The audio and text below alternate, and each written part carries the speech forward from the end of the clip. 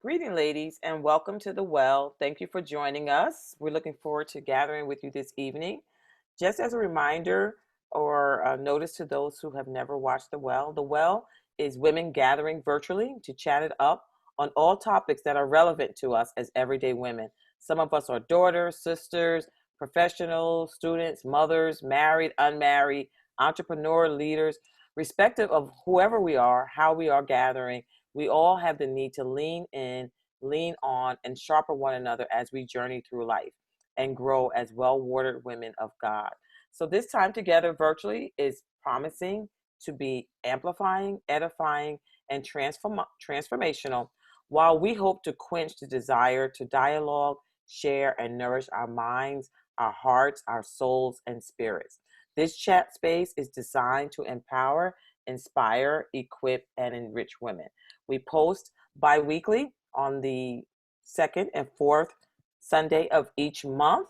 And we have topics again that are relevant. Tonight's topic is going to be flight, fight, or freeze coping mechanisms in the midst of challenges and situations that present themselves throughout life. So we have two women that will be joining us tonight. Two of our team members. We have Gianna and Brashay, and we'll meet them in just a moment. And before we get started, I want to provide a definition of what coping mechanisms and coping means so that we can kind of shape our conversation. So, coping means to invest one's own conscious effort to solve personal and interpersonal problems in order to try to master, minimize, or tolerate stress and conflict. So, certainly at the point of this recording, there's a lot of stress and conflict in our realities, in our world, in our lives. And we're going to talk a little bit about some of the ways that we have coped, some of the strengths we have found, and even some of the areas where there still seems to be a void. So, without further ado, I'm going to ask Brashay and Gianna to introduce themselves respectively.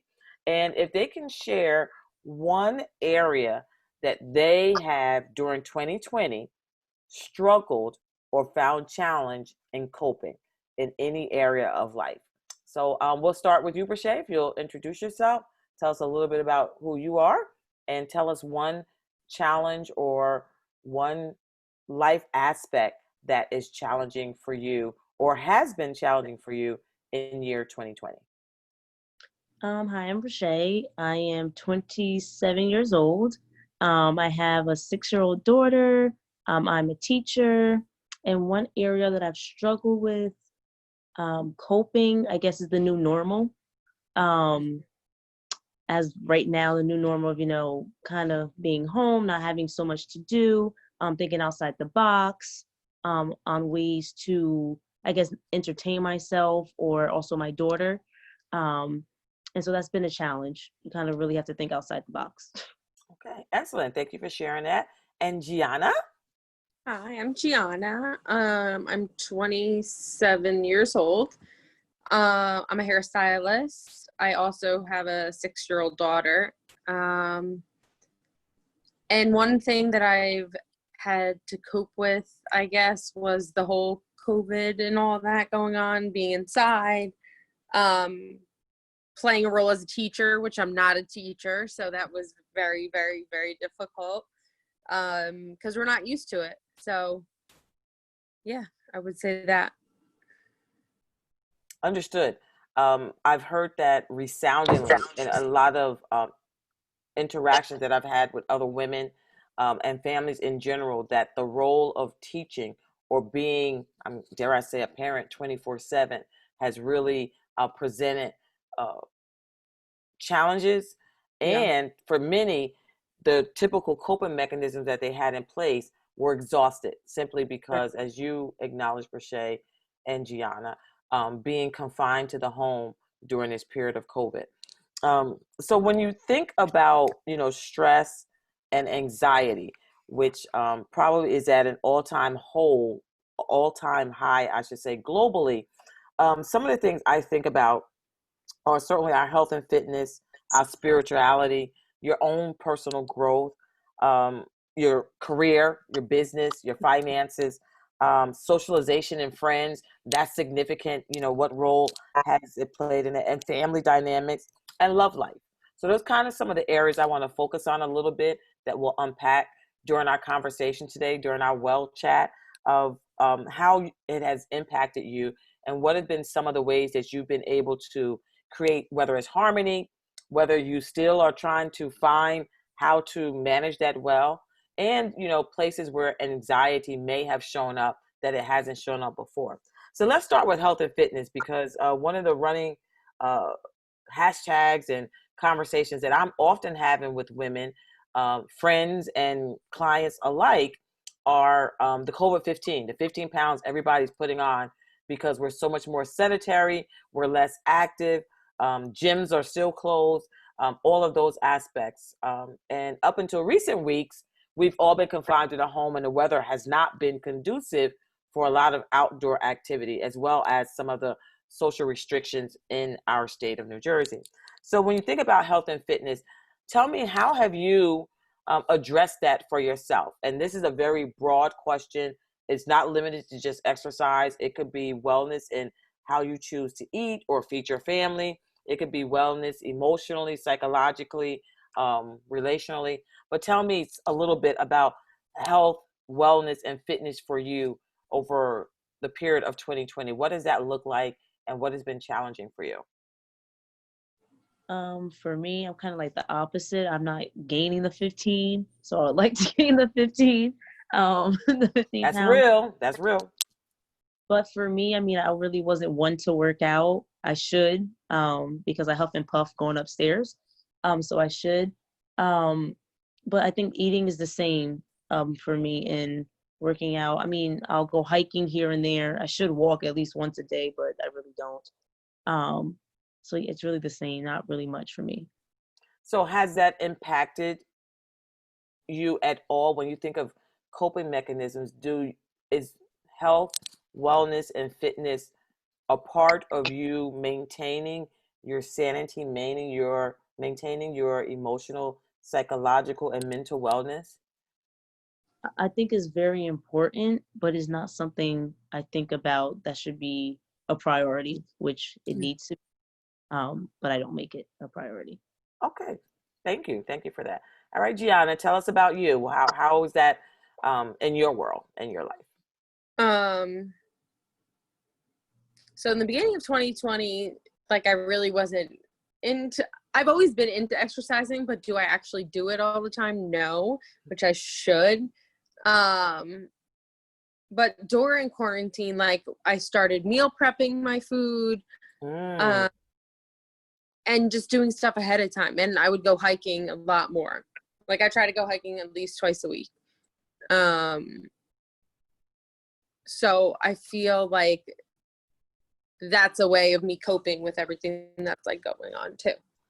So the meal prepping, tell us a little bit more about that because certainly um, pre 2020, I believe like maybe 2018, the latter part 2018, 2019, that was like a wave. Like you always saw people posting pics of their meal Mm-hmm. prepping and all that. Um, where does that originate for you? Why did you find it beneficial to do the meal prepping? So I've done meal prepping like on and off, like throughout working and all that. And I just feel like it's so much easier. Like you pack a lunch, you pack a dinner, you pack like 3 or 4 snacks, and that's it. It's in a bag and you're done. And then and then it saves you from eating and picking throughout the day. Well, it tries to. I try. Oh, so I guess some days there's success and Days, maybe some. some days I'm like, yeah, I don't really feel like eating this. So I will be honest. I think that's what has prevented me from subscribing to the meal prep. Um, I think I would feel like it's leftovers, and Yeah. I'm not a leftover person. Um, I'm gotten to the point now where I try not to even bring goodie bags home from restaurants because I'm not gonna eat it. I don't, necessarily, No, unless but it's something really good. Unless it's something really good. So that I'm sure that is like an excuse. Maybe it's really an excuse. Um, but I believe the benefits probably for the concept is great, where you can organize and plan your entire day meal.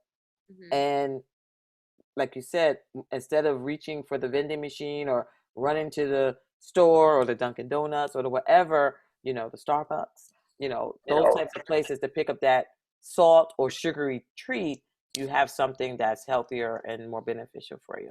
All right. So thank you for sharing that. So let's talk about our spirituality, because I certainly believe that is significant in any area of our life where we need to exercise coping.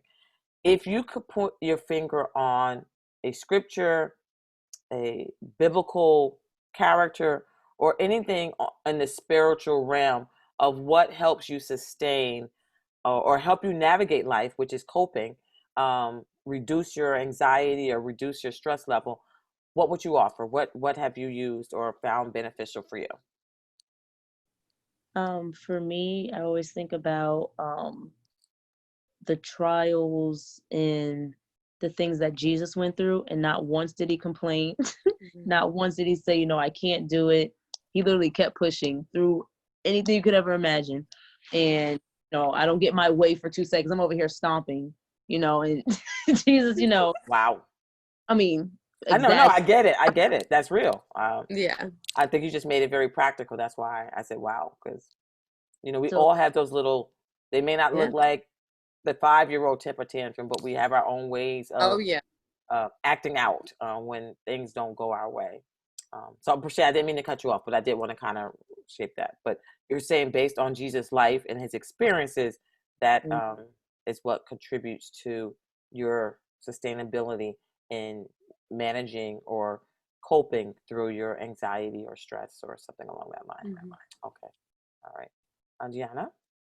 Um, the verse that I love and that like kind of keeps me going is Mhm. Jeremiah 29:11, and it's for I know, or Yep. basically that God has the plans for you. It's already said and done. Like he knows everything, so not to worry about what's going on in the world or like work or anything like that. Just he already knows, so I just gotta like follow. Is that easy though? No, Let's no, right, it's not, because we make right. our own decisions. Like that's the toughest thing. We have And choices in life. and I will say, I think the human aspect is we have to get to a point where we trust God and our faith supersedes everything Mhm. we're experiencing. And I think in our human frailty, that oftentimes we are looking to the tangible. We are looking to the things that are around us. Oftentimes we're Right. looking for affirmation, from people, society, all these different measures that don't necessarily fulfill it in the way that God does. So thank you for sharing that scripture. One of the scriptures I did want to share is Psalm 139. It's one of those scriptures that I refer to a lot. Like, God search me. It just, walks me through like some unpacking some of my garbage that I like to carry around. And verse 23, I thought was very poignant. It says, search me, God, and know my heart. Test me and know my anxious thoughts. So I appreciate that there's reference in God's word to anxiousness and anxiety, that we're not abnormal in having these experiences. We're not abnormal in having to deal with it. But our joy comes from recognizing that the Lord is our strength.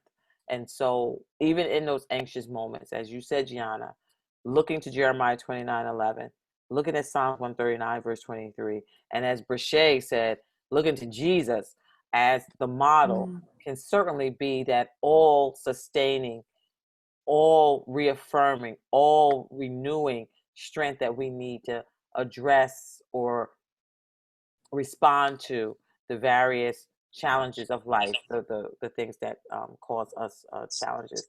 So yes, spirituality is significant, and I think it kind of creates the bridge for everything else.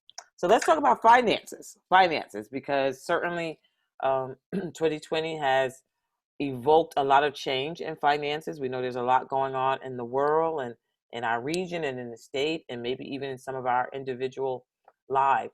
Uh, have you had any anxious or anxiety associated with your finances or um, any of the revenue streams that you have?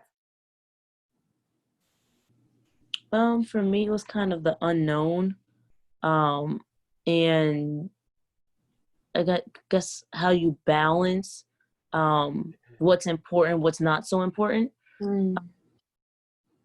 And for me, like the unknown is kind of frightening for me, because like you really have no plan because you don't know what could happen. Um, so for me, that was a challenge. Um, but when I guess you can kind of plan and Mhm. um, it's easier. I don't know if that makes sense. So when you said the unknown and inability to plan, will you share with us a little bit more what you mean about the unknown? What was unknown? Um, what's gonna happen in my career field. Uh, I guess paid are we not? How long will we be closed? Mm. Um, what are the expectations? Are we back up? I'm a teacher in September. Um, what is that? I have a daughter, so will I be able to work? Might not be in school every day. So it's a lot of unknown and Yeah. Agreed, agreed. All right, Gianna. So how can you complement that? What is, you know, some of Um, the what I would what has been say your experience? I would say the same thing, the unknown. We all knew that we were 2 weeks out of our jobs, like in the beginning, and then it just kept getting longer and longer. Then we couldn't go inside. I mean, we couldn't go outside our houses and all of this stuff. So the unknown of the financial aspect, like not working, not knowing when I'm going to go back to work. We're only taking like specific things at work, so then you can either make good money or you can not make good money Mm, depending on like what we're doing. And how long is this gonna last for, you yes, know? that's a big question. That's a big, big question. So when you think about the challenges that were presented, is there anything that you're planning to do when we have whatever our new normal is? Because I don't think whatever our new normal will look like our old normal. So Mm-mm. when you think about there, is there anything you're planning or incorporating differently so that in preparation for a similar setback, if you will? Mm, Pandemics don't come often, right. but it could be any financial structure collapse or what are you thinking? What are you planning? And are you? Maybe I shouldn't make the assertion that you are, but are you thinking and planning and looking at your finances and all of that differently? um yes. So during quarantine I was able to pay off all my debt, and I that means I like didn't really have a savings or anything like that. So like my plan now that I'm back at work, I am going to be saving a lot of money. Well, I'm going to try to save like a lot of money out of my paychecks and just putting them aside to have an emergency fund, to have if I want a new car. Well, I need a new car in the next like year or two, but put money towards that, like having an emergency fund and like a savings account. Okay, that sounds excellent. I think we all learned some ways that we can manage our money differently. Um, Yeah. I will acknowledge that one of the things that I experienced is initially, as most other people, we were concerned about where money was coming from. When everything kind of shut down, it's like, whoa, what does that mean? Um, Right. However, in the process, I got a better sense of how much money I was spending wastefully, Mm-hmm. between the eating out, between different levels of entertainment. All that's good. All of that is a part of life and need that experience for some of us to make your life feel whole. However, I remember, one of the first couple of weeks, it was like spending more on groceries, but it didn't really hurt because I was saving all this other money from eating out, or Right. I don't know, just waste. And then the savings on the gas too was the other element. So I know certainly I've looked at eating out a little bit differently. Um, Not to say I won't ever eat out, because I ate out a couple times this weekend already. But the reality is that I will be more cognizant of my spending and have a greater sense of building a savings and emergency fund, which I already had. But now I'm graduating. I want to graduate out of this process. I want to really start investing differently and having more opportunity to create generational wealth. So really trying to navigate all of that well and moving that. Brashay, is there anything? I talked a little bit there. Anything you want to share? I'm gonna say I agree with both of you and what was stated from both of you. Okay. So let's talk about socializations and friends, because as you said, Gianna, we couldn't go out our houses. And winter months, you kind of adjust a little bit. And our experience with the pandemic, it kind of came right at the onset of spring Right. and that transitional weather. So what were the challenges with you, with your relationships and friendships? At first, it really wasn't an issue because everyone, was like everyone was doing the Zoom, FaceTime, any virtual web chat that was out there. People use, but it's like you use this so much. I'm just like, I don't want to do it anymore. Right. How many Zoom parties can you go to? You know what I mean? Right. So I mean, it's really not that bad. I mean, usually I work during the week, so I wouldn't see them anyway. It would just be like weekends. But there's FaceTime for that. And then it's really like, especially for like it's my birthday. I'm like, wow, you know what I mean? Like you're not really able to do much. Mm-hmm. Otherwise than that, I mean, face, text, calls, Yeah. hike together, go walking together, ride bikes together, things you can do. Okay, so you feel like you adapted fairly well. Yes, I think so. Okay. All right, G? Yeah, I would say I adapted pretty well too. But I feel like after a while for me, like I'm like I just want to see the person. Like the text message, the FaceTime, those get boring. Like, they really do. Agreed. Like Rashay said, like doing a lot of hiking. I did a lot of hiking, so I was able to see some people. Yeah. So one of the things I found was that I kind of became comfortable with the isolation. Like I Mm-hmm. became okay. Seriously, like I I agree with Brashay. Like I got zoomed out. Like I don't Yeah. want to Zoom today. I don't want to Yeah. talk to anyone today. And so for me, there was a virtual aspect that was a part of the work that I do every day. That was Right. part of enjoying life fully. There's a virtual component with clients, and it just magnified when we couldn't do in person or live. And so my entire world became virtual, which was work, organization, relationships, family, learning, educating. I was still taking some classes, so everything became tied to the virtual world, and I just didn't want to do it anymore. When Burned it it. became part for socialization, I'm like you, Gianna. Like I just want to see bodies. Like I just want Yeah. to touch you, um, and Yeah. so I know that became quite challenging. Um, and I will acknowledge, even now, it takes effort for me to want to reach out by video or FaceTime or something. Um, I'm intentional about not abusing the still social distancing restrictions that are in place. But I'm into gatherings now. Like, don't Yeah. you're on your way. Like, come on over. Come on over. Right. We can always sit out in the back. We can sit on the deck because we won't be confined in a home. So um, is there anything that changed about how you saw your friendships and your relationships? I actually think most of my friendships became stronger over COVID. Mm. and relationships. And what do you attribute that to? I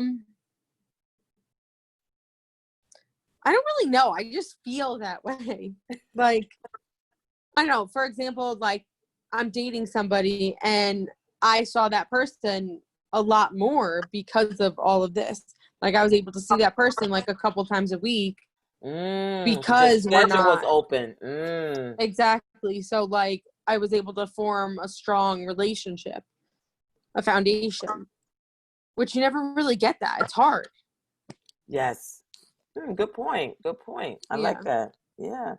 So what about family? What happened with family? What does that look like? The same. I mean, immediate family's the same. You call and checking on each other. If you live with your family, you still see them every day. It's just kind of like that extended family is like, okay, space apart. We'll see you, once this dies down, but you don't see them all anyway. So Right.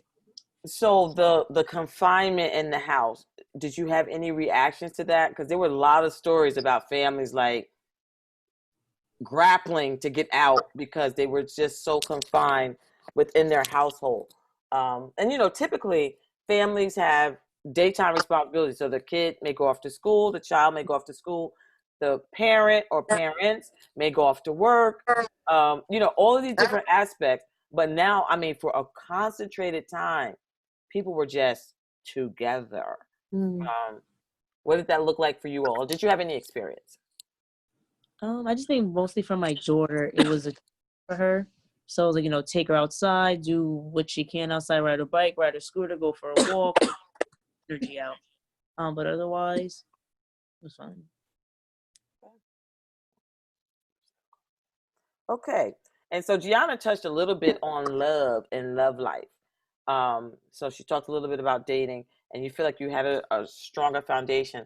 So recognizing that, did you learn anything that maybe was more important to you or significant to you out of some of the coping or adjustments you had to make during 2020? Wait, what are you asking? So you talked a little bit about love, Right. but I'm asking now in response to some of the challenges we encountered in 2020. Is there anything that you discovered about yourself or about how you want to build a foundation that now you're more equipped or aware of? And either of you can respond. It's not limited to you, G. I'm thinking. Okay, no worries.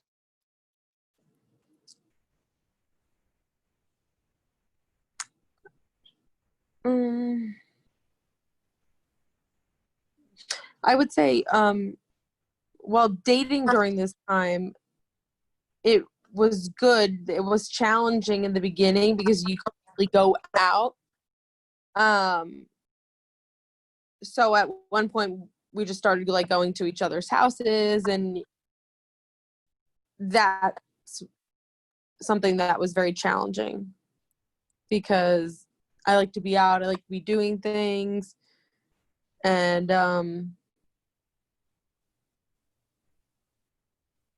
you couldn't. Yeah, yeah. So for some of us, there were some hindrances in what was normal process to relationships. Anything you want to add? Oh, go ahead, Veggie. Sorry, but one thing that is good is that you're able to talk because you're just sitting and like, yeah, you could play games or something. You're able to talk and for hours. If you're on a date or something like that, like there's nothing else to do, so you really get to know the and about them, and things that make them tick, things that frustrate them, and Yeah, that's good, and that's what I anticipated hearing is that with all of the distractions of life eliminated and removed, you were able really to get to the heart of the person, or to not have all of these distractions. Because dating out is good, but usually it's a distraction. If you're at a restaurant, you can only talk about so many things. You're transitory. Like you said earlier, time is constrained. But now it was these open windows, like, Right. truth be told, all day, nobody's working, nobody's doing anything. It gave you, great opportunity to really connect and understand each other. Um, and so thank you for sharing that. Rashay, anything different for you or? Brianna, also what I can say is it makes, if you want to hang out with someone or you're dating, it makes outside the box and be creative. What's important to the person. Okay, let's say for example they like to read. Let's go sit in a park. Read together. And dates like that. So they have to think outside the box. So you really see. I mean, not that if you're important to them, but what they um like about you. So they pay attention and what you like. Mhm. So it was like. Do you think getting used to this type of attention and time, is it going to be challenging if you have to revert back to, oh, both head nods? Will Okay. be thing, but then it's kind of like we kind of have to keep what was kind of a sting. So, so it's like a bittersweet thing. Mm, mm. I feel like I'm dealing with that now. Like I'm back to work full time, so 5 days a week. Yeah, 5 days a week, and it's, now I don't see my significant other, but like maybe once a week, if that. When I Wow. was maybe seeing them 2 to 3, so Mm. it's definitely a struggle. I mean, it's only been week 1, but it really is a struggle because you kind of get like not attached to seeing that person like a lot, but like it's comfortable. Hmm. You know? So and now, yeah, I could call them up and this and that, but it's not the same as being with them The in physical person. presence, right? Yeah. Yeah. Yeah. Agreed. Agreed. So I mentioned in the beginning flight, fight, or freeze. And those are just three um, attributions to what typically happen to people are when they suffer trauma or are faced with a challenge where they need to cope. So flight, you know what that means? That means you take off. Mhm. Fight means you gotta, battle your way out of something. And freeze means you just kind of stop and think. If you had to identify which one you think is your most utilized or most comfortable way of responding in stress or trauma or challenges, what would you say? I can kind of like say both flight and fight because Flight and fight? I didn't hear you. yeah, flight and fight. Okay. Um, because some things you can just get over like flight. You just move past it. That's it. It's over and done with, and whatever it is. And then fight some things you actually need to fight through, like whether it's a battle, like spiritual battle, or physical battle during this time. I'm sure everybody has had like a lot of challenges that you definitely want to fight it out. Mm-hmm. So I would say both for me. Okay. For sure. I think for me it's kind of like a freeze. Just freeze, think, ponder on it, and just kind of let it sit where it is for a little bit, to figure out what is the best route to go down. Okay. So, Excellent. I like the versatility in the responses. So I'm going to share with you some of the things that are listed as healthy coping mechanism tools, and reflect on them, and then I want you to share the three that are most prominent or that you connect with the most, or if there's something that's not on this list. So this is just a general list. So meditation and prayer, stretching, engaging in positive muscle relaxation techniques, listening to music, aerobic exercise, watching television. All right, going to the movies is listed, but we know that's right now. Can't go to the movies. Reading, and just something that's categorized as self-care time. So when you think about what is healthy for you, how do you cope? What are some of the mechanism and tools that you use, whether it's listed here or other tools? if you can give us three for the women that are watching, for the women that are joining us. Let's just drop some gems to help them navigate or to just share, what you use. For me, out of that whole list, I probably do one that is very high listening to music.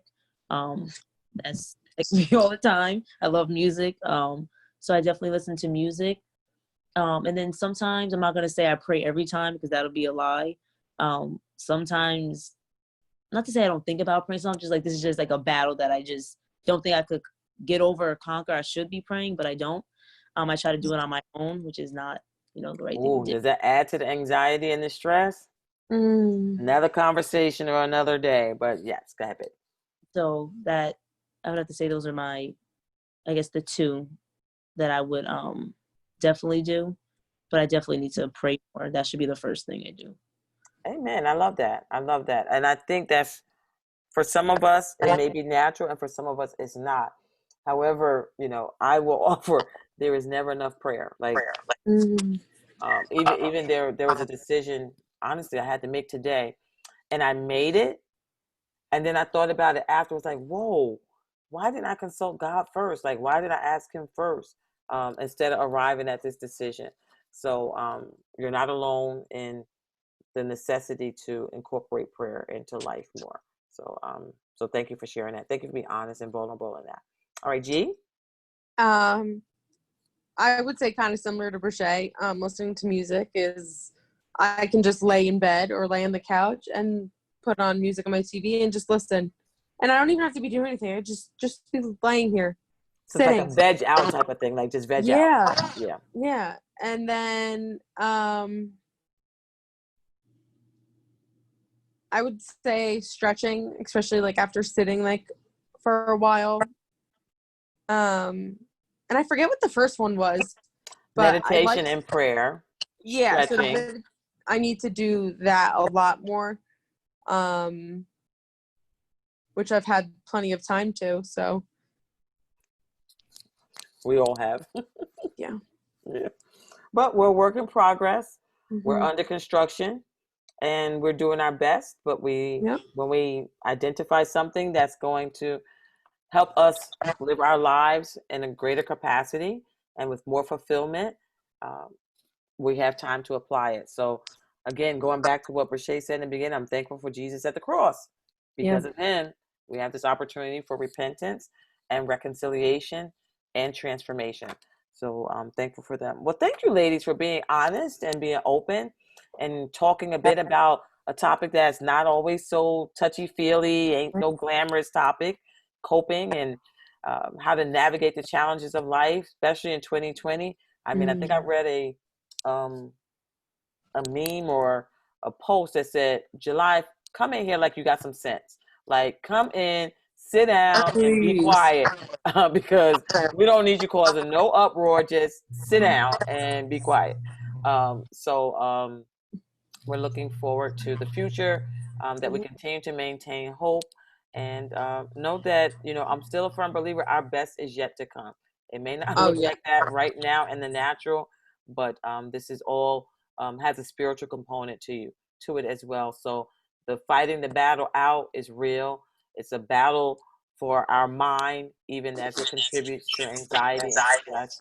And so if there's anyone that's viewing or watching and you feel like you're in a position where you cannot cope well, please do reach out to some of the local agencies and services that are available to you. There are a number of hotlines for those that are experiencing significant or just general challenges coping or having mental health breaks or feel like psychologically impaired or unbalanced. So please do, if you feel you are in that position, reach out to some of your local agencies, as well as you can reach out to Enjoying Life Fully, and we will be sure to connect you with an agency that can help you. So again, my name is Gwenera. I'm the founder of Enjoying Life Fully.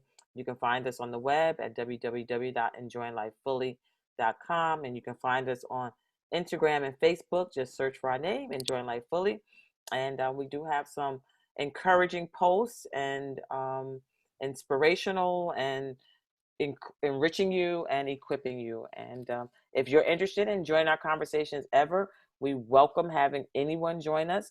We love to have as many perspectives represented as possible. And it's all organic, it's unscripted. So we welcome anyone joining, any woman that or teen girl that feels interested or desires to connect. Again, you can reach us on our website, enjoyinglifefully.com/connect. Complete the form, and someone will reach out to you and let you know what some of our upcoming topics are and how you can participate. So again, I want to thank Brashay and Gianna for spending some time and being real and being transparent as we discuss this topic. Everyone, be well. Be sure to identify what works for you, how you cope, and use that as your foundation to continue to be strengthened throughout 2020. Be well.